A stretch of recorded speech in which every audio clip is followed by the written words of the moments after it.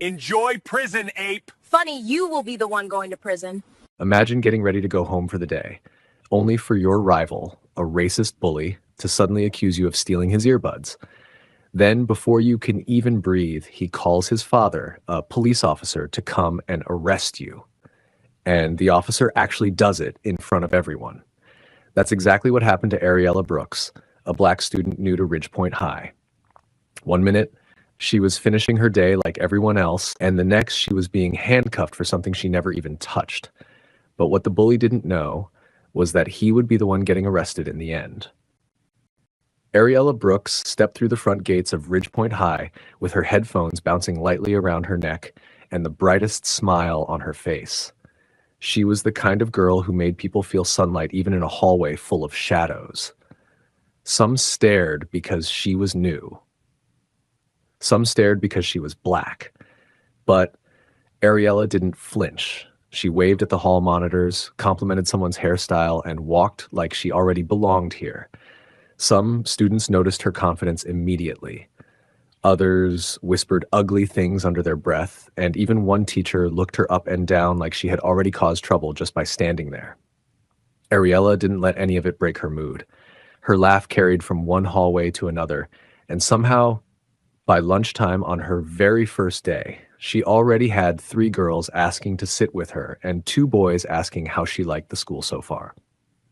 By the end of the week, Ariella joined the debate club, volunteered at the student garden, and helped a freshman find his English class. Her lively energy made people gravitate toward her, and soon students began joking that she should run the school herself. The idea became serious fast. Posters appeared with her name, friends printed flyers, and suddenly Ariella was running for student body president. That's when the mood shifted. Because the school's most popular boy, Brandon Vale, was running for president too. Brandon had ruled the student council for 2 years, not with kindness, but fear. He was the type who smiled at teachers, shook hands with parents, and then whispered cruel names in the hall when nobody was looking. With Ariella rising so fast, his confident smirk faded. He cornered her behind the auditorium one afternoon, voice low and threatening. "Drop out," he said, eyes sharp like broken glass. "You don't belong in this race. People like you never win here. Save yourself the embarrassment." Ariella didn't blink. "I'm not dropping anything," she replied calmly. "If I'm running to win." Brandon leaned closer, whispering so only she could hear. "Then expect consequences." From that moment, the bullying began. Quiet threats, racist comments disguised as jokes, rumors spreading like wildfire. Ariella held her head high through all of it, refusing to back down. But when his intimidation failed, Brandon's expression shifted into something darker, calculating. The cafeteria buzzed with the usual lunchtime noise, trays clattering and voices overlapping like distant music. Ariella sat alone at a corner table near the windows, enjoying a quiet moment with her sandwich. She had spent the morning handing out campaign flyers, laughing with classmates, and answering questions about why she wanted to be president. Her energy was warm, her posture relaxed. Nothing about her suggested she had enemies. Then Brandon walked in. His Letterman jacket hung casually over one shoulder, earbuds wrapped carefully in his hand. His friends watched from across the room as he deliberately chose a seat at the table directly beside Ariella. He dropped the earbuds on the table with a dramatic flick of his wrist, close enough that they almost touched her lunch tray. "Don't even try to touch those," Brandon announced loudly, eyes fixed on Ariella. "I know what you're thinking. People like you love taking things that don't belong to you." Heads turned instantly. 2 tables went silent. A few students exchanged glances, trying to understand what was happening.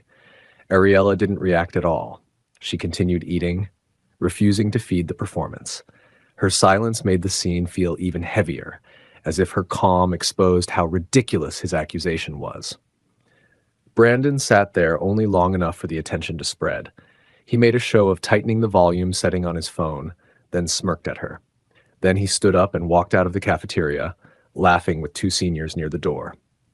The earbuds remained on the table beside Ariella's tray, untouched. Ariella finished eating peacefully. He threw away her trash and left the cafeteria with her head high. She never looked at the earbuds once. Minutes passed. The room emptied for the end of lunch. The janitor wiped tables and stacked trays. The doors swung open again. Brandon returned alone, scanning the room quickly. He walked straight to the table, grabbed his earbuds, and slipped them into his pocket. No hesitation, no confusion. He knew exactly where he left them. Later in the library, sunlight spilled across the study tables in warm stripes. Ariella sat near a shelf of poetry books, completely immersed in reading notes for her campaign speech. She smiled to herself, unaware she was being watched. At the far corner, Brandon lurked behind a row of computers, eyes locked on her backpack. When Ariella stood to use the restroom, leaving her bag resting beside her chair, Brandon moved. In seconds, he crossed the floor, unzipped her backpack, and slid the earbuds inside. Then he zipped it back, walked away calmly, and disappeared through the shelves like nothing had happened. The trap was set. When the bell rang for the end of the library period, students gathered their things quietly.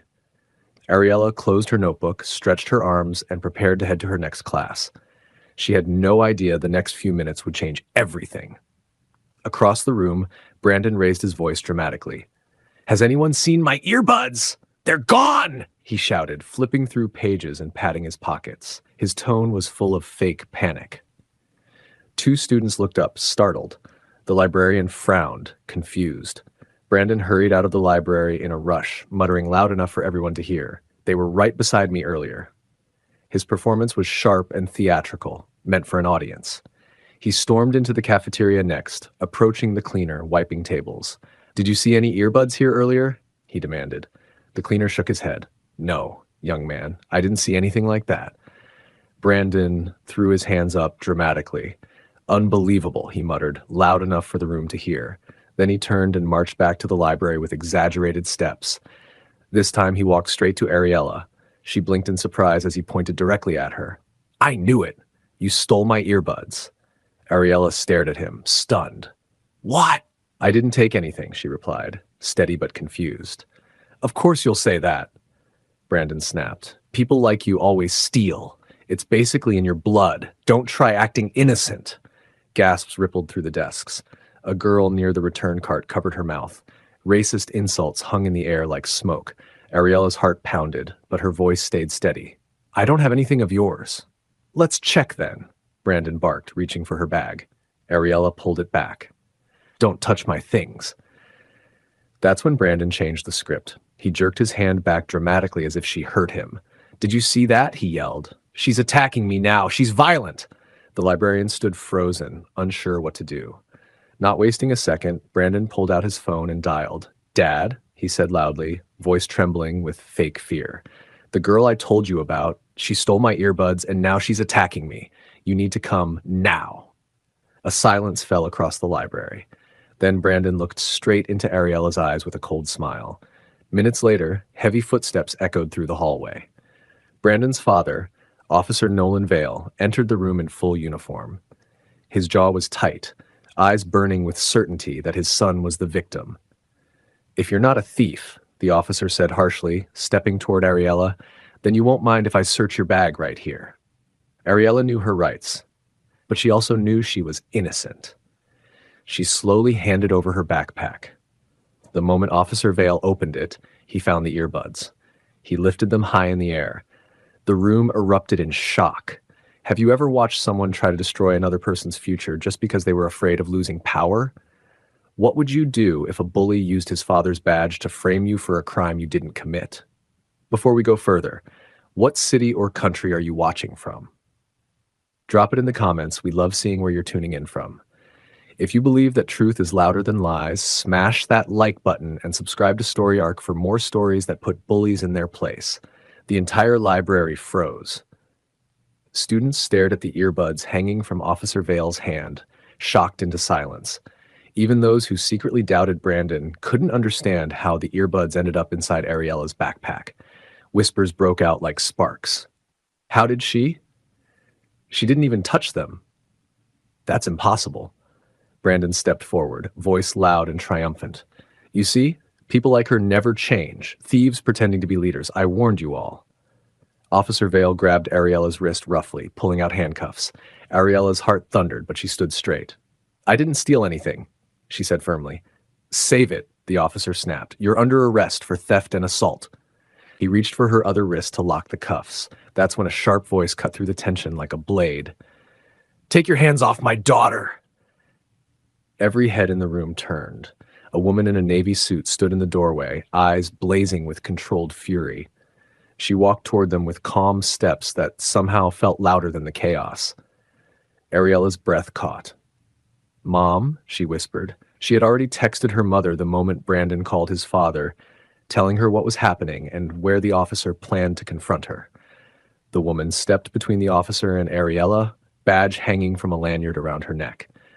"I am Judge Seraphine Brooks, United States Federal Court," she announced, "and you will not arrest my child based on an accusation without evidence." Officer Vale blinked, rattled.